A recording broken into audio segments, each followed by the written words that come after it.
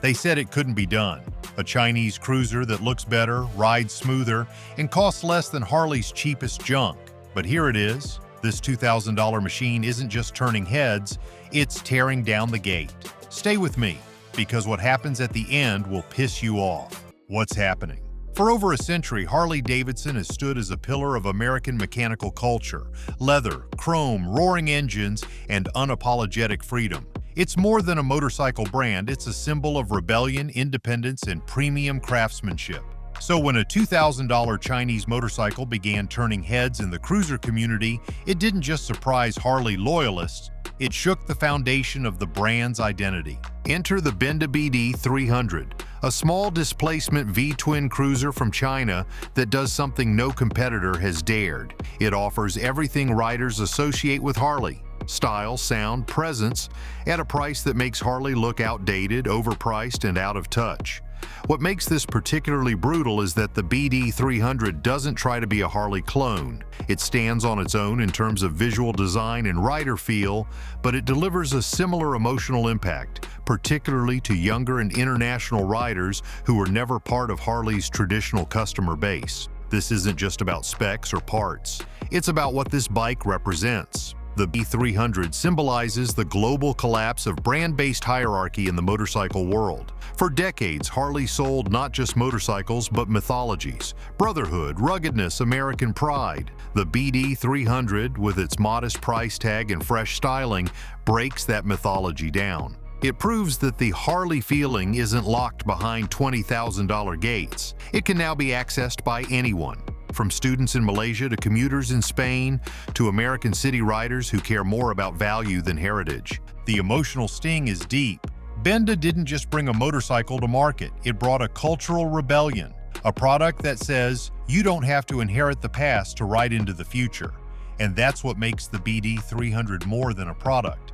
It's a provocation. It doesn't try to be Harley-Davidson, but it makes Harley feel like a relic of another era. But how does a budget bike make riders do double takes? That's where the surprise begins. If this bike is blowing your mind like it did ours, hit like and drop a comment. Would you actually ride one, or is the badge still too important? Spec comparison.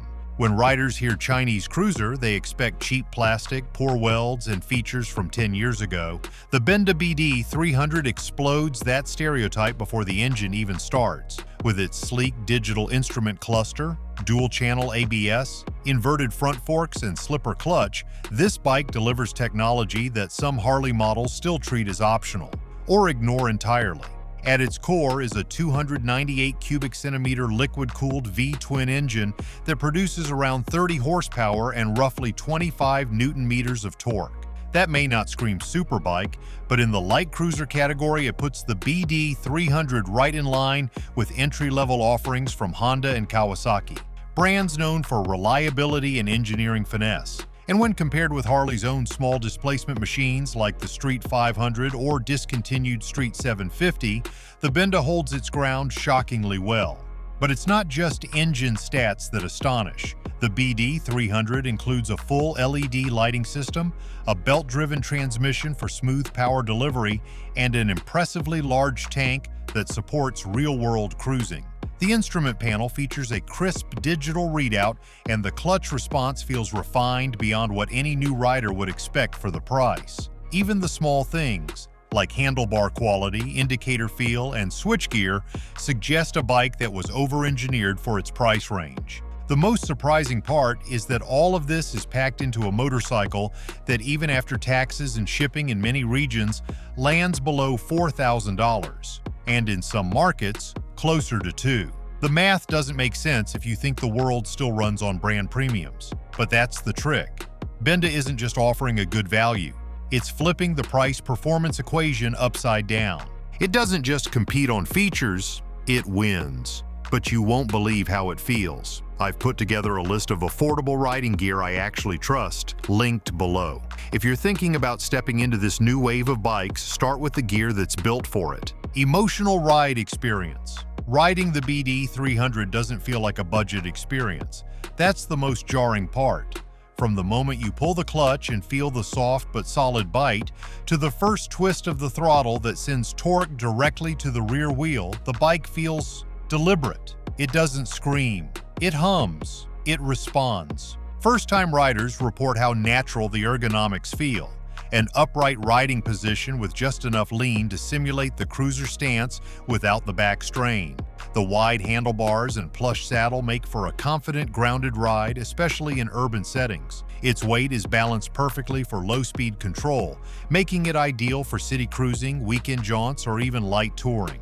It's the kind of bike that encourages exploration without the intimidation of bulk or cost. But more than the specs or layout, there's an emotional payoff that's hard to quantify. You ride the BD 300 and forget it's Chinese. Forget its budget. You start to enjoy it sincerely without apologies or disclaimers. And that's the revolution. The BD 300 breaks the mental block that says cheap bikes can't be fun. It's proof that engineering discipline and thoughtful design don't have to come at a luxury tax. Veteran cruiser fans might still scoff, claiming it lacks soul. But what they really mean is that it lacks nostalgia. For a new generation, riders who grew up during financial crises, watching the price of everything rise faster than their wages, the BD 300 is the soul. Affordable, capable, stylish, and free from legacy baggage. And yet, it's what's underneath the bike that truly flips the script. Global manufacturing strategy. What allows Benda to deliver a sub-$4,000 motorcycle with features that rival mid-tier Japanese and American bikes? The answer isn't just cheaper labor, it's smarter sourcing. The BD 300 is a case study in global efficiency where every component is sourced, assembled, and delivered through a decentralized but highly optimized supply web. The inverted forks come from suppliers with roots in Taiwan's performance bike sector. The tires, seat materials, and electronics are sourced from veteran OEMs across Asia. The BD 300's engine is produced in-house but developed with insights from joint ventures and supplier R&D networks in Japan and Southeast Asia. Even its design language reflects a mix of East and West, with styling touches that borrow from European naked bikes and American cruisers. This global assembly model is what lets Benda leapfrog traditional production bottlenecks. While legacy manufacturers like Harley-Davidson rely on vertically integrated models, often locked into domestic supply chains, Benda takes a modular approach. It cherry-picks best-in-class components, assembles them in cost-optimized hubs, and reinvests savings into specs that riders actually care about. It's a business model born of modern economics, where Harley needs to maintain decades of union labor, dealership obligations, and domestic political expectations. Benda builds lean, global-first, and digitally native. It's not beholden to tradition. It's free to optimize for the customer instead of the brand. And that freedom is precisely why the BD 300 exists. But when that strategy hit the price tag, it sent shockwaves across the industry. Price disruption. $2,000. That number didn't just disrupt the market, it insulted it. Riders thought it was a typo. Dealers thought it was a scam. But no, it was real. A full-bodied cruiser with premium hardware for less than the cost of Harley's base model paint upgrades. For context, Harley-Davidson's entry-tier Street 500 was once pitched as the affordable option. It still floated near $7,000. And it's gone now. Discontinued, replaced by models that cost even more. In Harley's world, customization is king, but only if you can afford the crown. Meanwhile, the BD 300 arrives with real-world styling, rideable power, and a price tag that doesn't just challenge Harley, it disrespects it. It's not undercut by a few $100. It's demolishing the whole ladder. How do you respond when someone offers 80% of your appeal at 20% of your price? But how is that even possible? That's where Benda's strategy reveals its teeth. Strategic loss positioning. Benda isn't trying to make money on every BD 300 sold. In fact, there is a strong argument to be made that they are deliberately losing money, or at least operating at razor-thin margins to buy market position. And in today's global economy, where first impressions can go viral and brand trust is built on crowd consensus, that's a calculated risk worth taking. This strategy isn't new.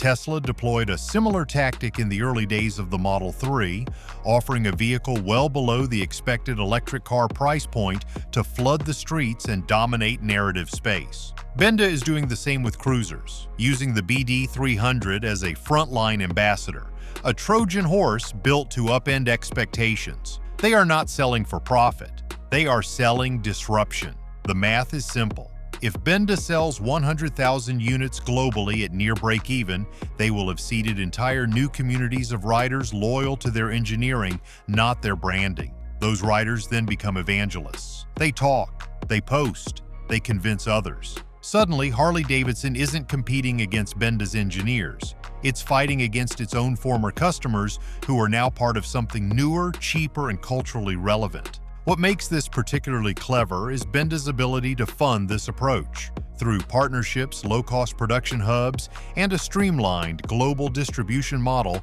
Benda can afford to operate at scale even with minimal per-unit returns. They are playing a long game, one Harley is structurally unable to join due to its higher operating costs, shareholder expectations, and entrenched dealer networks. And the brilliance of it all? Riders don't care. They are not thinking about margins or strategy. They are thinking, I can get a sleek, powerful V-twin cruiser with tech features and modern design for less than a used scooter. That is not a value proposition, that is a statement of power. But even a loss leader needs to look the part, and this one does, almost too well. Style versus brand perception. The first thing people notice about the BD300 isn't the badge, it's the body. Dual exhaust arch out like sculpted chrome, the cruiser stance sits low, proud, muscular. From across the parking lot, it doesn't scream budget, it whispers serious. Alloy wheels, curved tank, LED lighting. From every angle, this machine borrows the best visual instincts of Harley, Triumph, even Ducati, and blends them into something strikingly original. There's no plasticky cheapness, no unfinished panels, no apology in the design, but it goes deeper than aesthetics. The BD300 doesn't just mimic premium, it reframes it. For younger riders, the bike becomes aspirational because it's within reach. It looks rebellious, it feels premium, and it's priced like a consumer right, not an elite reward. Harley once owned this emotional real estate. The look, the presence, the nod from other riders at the gas station. But now, that visual identity has new tenants. It may look great, but can it perform when pushed? That's the next shock. Performance surprise. A good-looking bike that rides poorly is nothing more than a prop, but the BD300 doesn't fall into that trap. Twist the throttle, and it delivers a punch that surprises even seasoned riders. It's not raw power, this isn't a muscle cruiser, but what it offers is tightly packaged torque, responsive handling, and mechanical balance that feels leagues above what its price suggests. Its top speed hovers around 130 kilometers per hour, putting it in league with entry-tier sport cruisers. It goes from 0 to 60 kilometers per hour in under 6 seconds. Respectable numbers for a cruiser under 300 cubic centimeters. More importantly, the bike offers consistent power delivery, smooth transitions through gears, and vibration dampening that many older bikes struggle with even at double the cost. The frame geometry and suspension tuning are where the BD300 quietly outperforms expectations. In tight urban corners, it feels nimble. On highways, it holds its line with poise. Test riders across Asia and Europe have reported that the bike feels more planted than it should and rides like a mid-tier Japanese bike, not a budget import. Those statements don't come lightly. Why is this important? Because performance is the final wall. Any new player can offer features. Any budget brand can copy style. But performance requires engineering. It cannot be faked. The BD300 proves that Benda didn't just rush a cruiser to market. They built something tested, refined, and ready for the real world. But not everyone was cheering. For some, this bike represented betrayal. Cultural/ego rejection. At first, it wasn't a concern, it was a mockery. The forums lit up with sarcasm. YouTube reviewers scoffed. It's just another cheap Chinese clone, they said, but beneath the memes and bravado, something real was unraveling. And fast. The BD300 didn't ask for permission. It didn't try to be Harley. It sidestepped the gatekeepers entirely, and that's exactly what made it dangerous. Because while veteran riders were defending chrome and tradition, younger buyers were quietly choosing something new, not because it was foreign, but because it made sense. For older Harley loyalists, this wasn't just competition. It felt like betrayal, like the next generation was walking away from everything they'd fought to preserve. Identity, prestige, brotherhood. The BD300 wasn't just cheaper. It was stylish, well-built, confidence, the kind of bike you didn't apologize for. Suddenly, the loudest voices in the room weren't riding at all. They were watching their influence fade. Because while they clung to legacy, the market kept moving. And Benda, they weren't just watching, they were expanding. Global market penetration. The first shock came in Germany. At a local dealership in Frankfurt, a fully registered BD300 appeared, flanked by Harleys and Hondas that cost triple the price. Customers didn't just look, they bought it. And they kept buying. Spain followed, then Hungary. Small independent dealers were the first to jump. No bloated inventories, no loyalty contracts. They saw the numbers, saw the styling, and took the risk. Turns out they weren't the only ones. Reviews in French and Italian moto magazines started shifting tone. What began as polite curiosity turned into genuine praise. Surprisingly smooth, one wrote. Elegant without pretense, said another. For riders in cities like Warsaw or Bucharest, this wasn't just a new option. It was a revelation. A cruiser they could afford, without sacrificing experience or aesthetic. Even in the UK, where biking culture is notoriously tradition-bound, younger riders began asking for test rides. Not because it was exotic, but because it looked like something they could own without drowning in debt. The question shifted from, is it worth it, to, why hasn't anyone else done this? And that success opened new doors, but it also exposed a void Harley never dared to fill. Value chain realignment.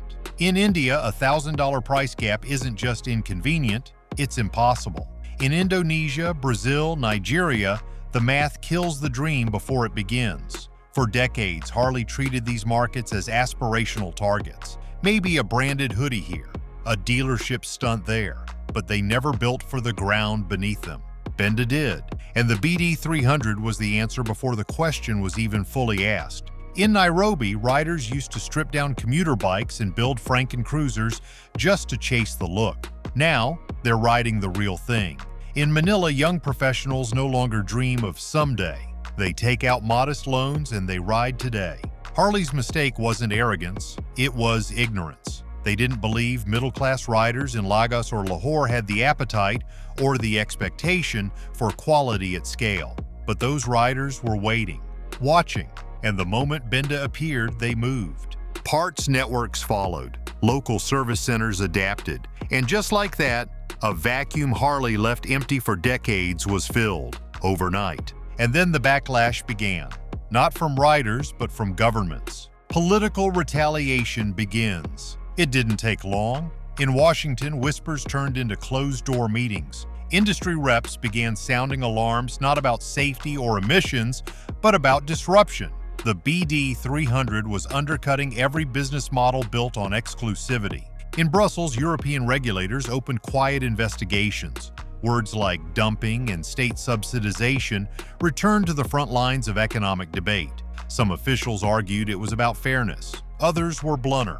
Protect the legacy brands at all costs. Behind the scenes, trade negotiators started drafting contingency plans. In the U.S., proposals for increased tariffs on imported motorcycles gained traction, not because of quality concerns, but because the BD300 was selling too well, too fast. Publicly, it was framed as a matter of national interest. Privately, it was panic.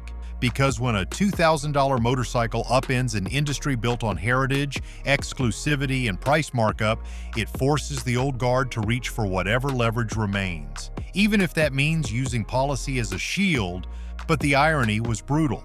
While lawmakers debated, consumers acted. The bikes kept selling, the orders kept coming, and the narrative kept slipping out of their hands. Because once the people ride it, it's already too late. Identity ownership revolution. Rider freedom is no longer a luxury. It's a right being reclaimed around the world. The BD300 has become more than a bike. It's the symbol of personal liberty for thousands who were priced out of two-wheeled independence. In countries where owning a cruiser meant decades of saving, or never saving at all, this Chinese newcomer changed the game overnight. Picture a university student in Sao Paulo whose monthly income barely supports rent. Before the year 300, a motorcycle was practical, yes, but never aspirational. Now she rides alongside older Harleys, confident and proud. A delivery driver in Jakarta, previously confined to underpowered scooters, now cruises highways on something that looks and feels powerful. Neither believed a motorcycle this capable, stylish, and accessible could exist. And yet, here it is. Even in cities like Los Angeles and London, where bike culture feels rigid and gated, younger riders are stepping into the scene early. They're not waiting until middle age or financial security. They're riding now, and the BD300 is their vehicle. It's not about rebellion or brand worship.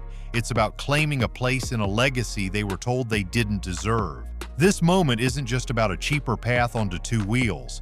It's a cultural reset. It's people across generations and geographies deciding that they deserve more than permission. They deserve participation.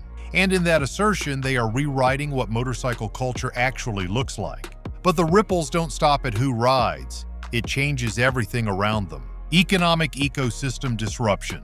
When a disruptive product enters the market at scale, it doesn't just challenge competitors, it reshapes entire industries. The BD300 has prompted gear manufacturers, service shops, and financiers to pivot hard and fast. In Eastern Europe and India, helmet and jacket designers are now offering BD300 specific products, smarter cuts, budget pricing, and coordinated styles that fit its form. Mechanics in South Africa and Thailand are learning its belt drive system, stocking its parts, and adapting their services. This isn't just hearsay. BD300 repair manuals are trending, training courses are popping up, and local hubs are springing to life in small cities and towns. Even finance is following the wave. Microloan platforms in Southeast Asia have designed ride-to-own plans centered on the BD300, making a bike that once required full upfront payment into something manageable month to month. In Latin America, local credit unions now included in green loans thanks to its fuel efficiency and LED lighting. This isn't a temporary shift, it's a reordering. When a single model can trigger a multi-sector reaction, from clothing to credit, it becomes a gravity well. It restructures value networks and channels investment into supporting systems that never existed before. And that's forcing big-name companies to rethink their own approaches, and fast. Competitive acceleration. Major OEMs are scrambling to respond, and fast. Legacy manufacturers once treated the BD300 as a quirk, a curiosity. Now they see it as a threat, and their reaction has been swift and unforgiving. Honda cut its launching timeline for a sub-$5,000 bike by over a year.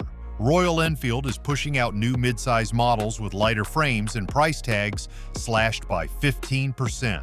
Harley-Davidson's rumored QJ license bike, which once targeted enthusiasts, is now being re-engineered as a rider-for-all platform, with aggressive pricing and simplified specs. Dealers are feeling the pressure too.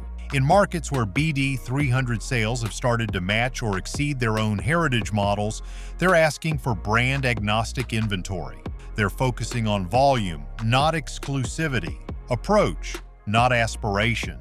Even key Harley showrooms are quietly trialing Asian-made bikes under different banners. This isn't just quick pivoting, it's a midstream rewriting strategy.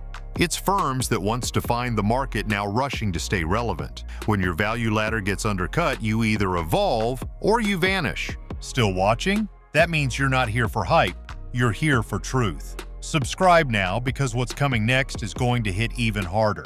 And while these companies scramble, the road ahead begins to look less certain than anyone expected.